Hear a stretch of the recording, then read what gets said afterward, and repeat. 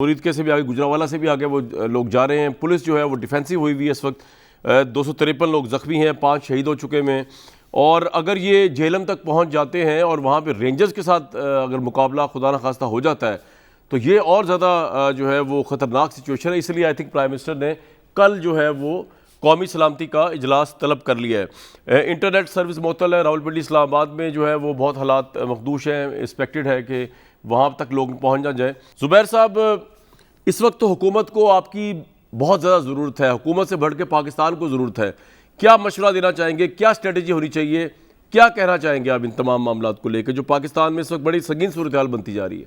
इतने अरसे से जब ये इशू जो रिसेंट में बात कर रहा हूँ, वैसे तो ये शायद चौथी दफ़ा है जब से ये हुकूमत आई है, जब ये स्टैंड ऑफ TLP के साथ हुआ है। और हर दफ़ा एक ऐसा मुआहदा किया जाता है या मुआहदा किया जाता है जिसकी कोई इम्प्लीमेंटेशन हो ही नहीं सकती। कल आपको पता होगा शायद फैसल वाडा मेरे साथ एक और टेलीविज़न चैनल पर थे और उन्होंने बताया कि जो पिछली दफ़ा एग्रीमेंट हुआ था प्राइम मिनिस्टर को वज़ीर आज़म को नहीं पता था।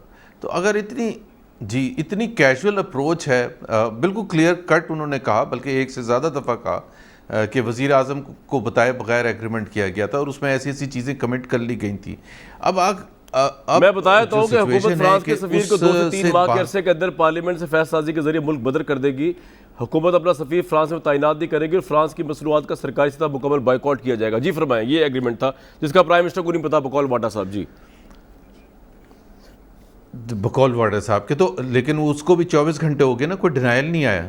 और बल्कि उन्होंने कहा कि जिन वज़ीरों ने साइन किया था वो खुल के अब ये बात करें कि वज़ीर आज़म को बग़ैर बताए हुए हमने ये मुआहदा किया था। तो कितनी सीरियस सिचुएशन है और उससे पता चलता है कि वज़ीर आज़म कितने दूर जा चुके हैं डिसीजन मेकिंग से, उनको पता ही नहीं कि हो क्या रहा है इतने संगीन मामलात में। सो एक तो हमारे वज़ीर आज़म की एबिलिटी और कैपेसिटी पर मुझे शक है कि वो इस किस्म के चैलेंज को हैंडल करने के काबिल भी हैं या नहीं। और सबसे बड़ा जो मसला है वो इंटीरियर मिनिस्टर का है।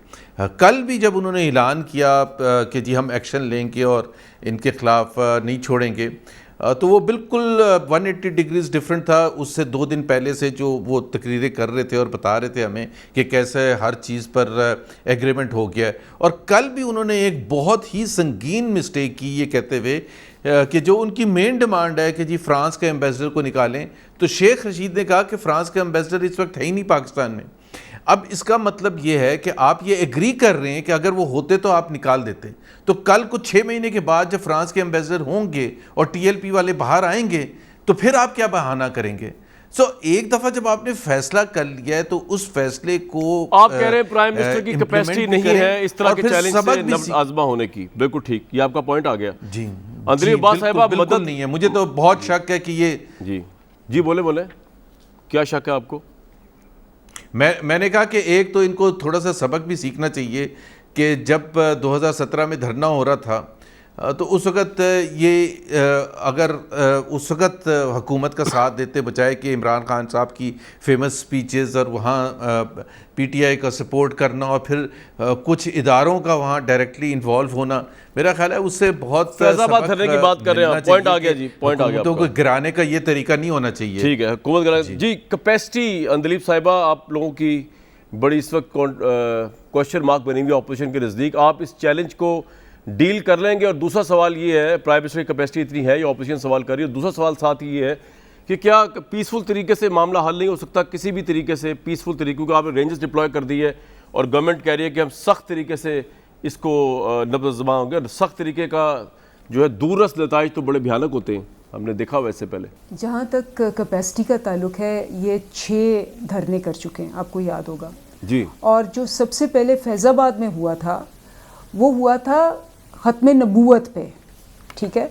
ख़त्म नबूवत पे जो हुआ था उसके अंदर नून लीग की ये जो एक उनके लॉ मिनिस्टर थे, उन्होंने जो मिस्टेक किया था उस पे प्रोटेस्ट की थी और नून लीग वालों ने भी की, हमने भी की, सब ने। ख़त्म नबूवत पे तो कोई शक ही नहीं है ना कि हमने एहतजाज को सपोर्ट करना है, इसमें तो कोई शक नहीं है।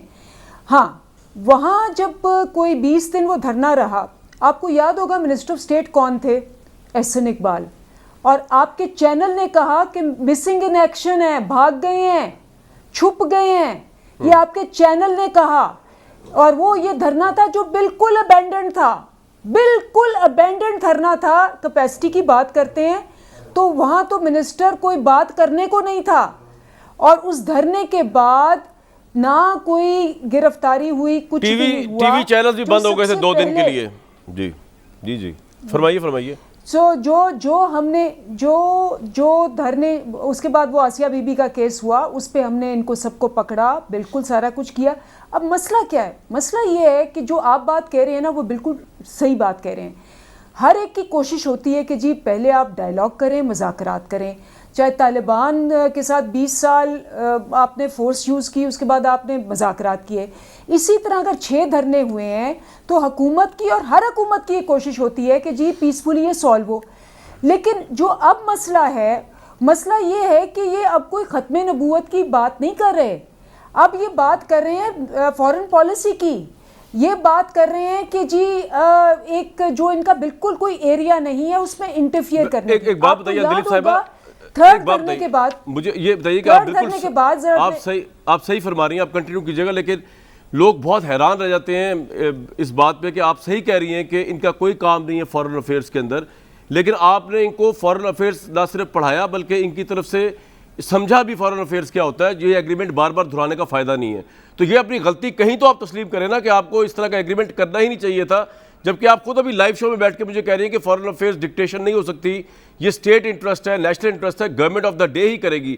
لیکن آپ نے ان کی گائیڈنس لی، آپ نے ان سے ایگری کیا، ان کی باتوں کو مانا، جن کو آج آپ ناجائز بھی کہہ رہے ہیں، غلط بھی کہہ رہے ہیں. تو اگر یہ ناجائز غلط ہے، یہ ایگریمنٹ غلط ہے، سگنیٹری بھی غلط ہے، تو آپ بھی غلط تھی وہاں پہ. اب فرمائیے جی آگے. دیکھیں اس کے بعد بھی ایک اگریمنٹ ہوا تھا، آپ وہ کیوں نہیں دکھاتے؟ کیونکہ وہ زیادہ ریسنٹ ہے. اگریمنٹس تو بہت سے ہوتے ہیں.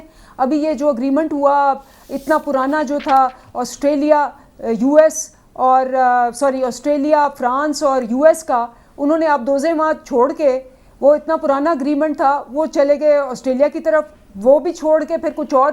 تو یہ اگریمنٹس کے اندر بہت ساری دنیا میں ہوتی ہیں کہ ٹریٹیز ہوتی ہیں، اور اگریمنٹس آر ناٹ نیسسریلی حرف آخر. یہ نہیں ہوتا کہ جی اس کے بعد کوئی اگریمنٹ نہیں ہوگی. نمبر 1.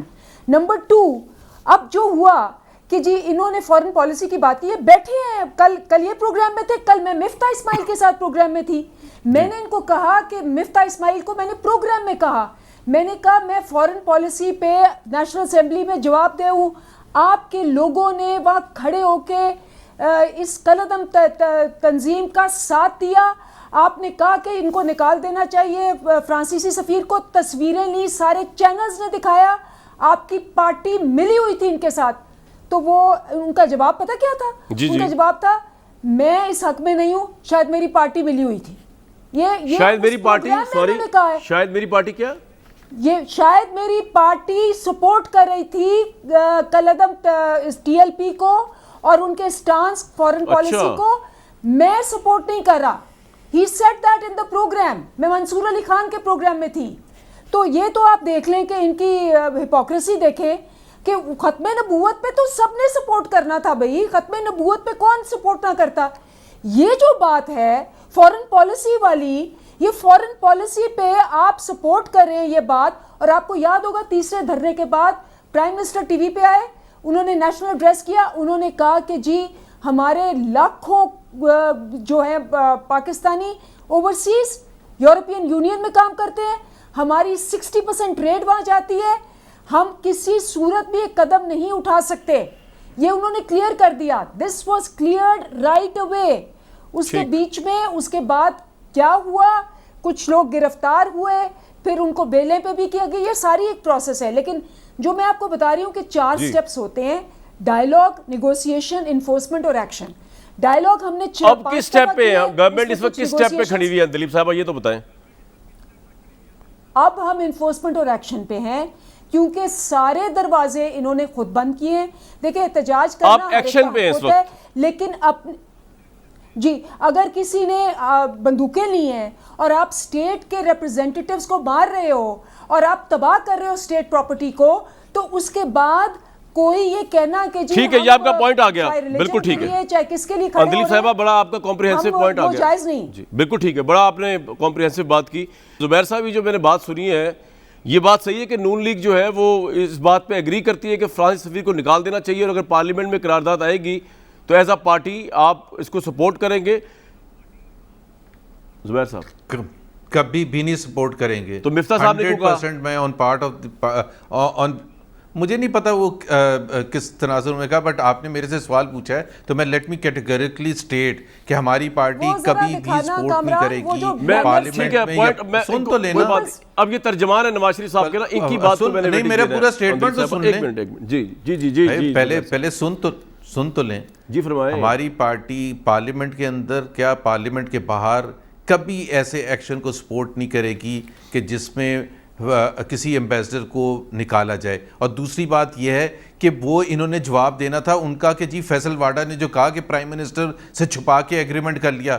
اصل پرابلم تو یہ ہے، اس لیے میں کہہ رہا تھا ان کی کیپیسٹی نہیں ہے. اور وزیر اعظم مست بیٹھے ہوئے، وزیر اعظم should have called Faisal Vawda and the two ministers today and taken action against them کہ آپ نے how dare you sign the agreement. پتہ آپ کے وزیر اعظم کو پتہ ہی نہیں اتنے، نہ ان کے ڈالر کی ریٹ کا پتہ ہوتا ہے، نہ ان کو کسی اکانومی کا پتہ ہوتا ہے، نہ فورن پالیسی کا پتہ ہوتا ہے، نہ 370 یا 35 انڈیا کرنے جا رہا ہے. پتہ کس چیز کا ہوتا ہے ان کو؟ رائٹ، پوائنٹ آ گیا آپ کا.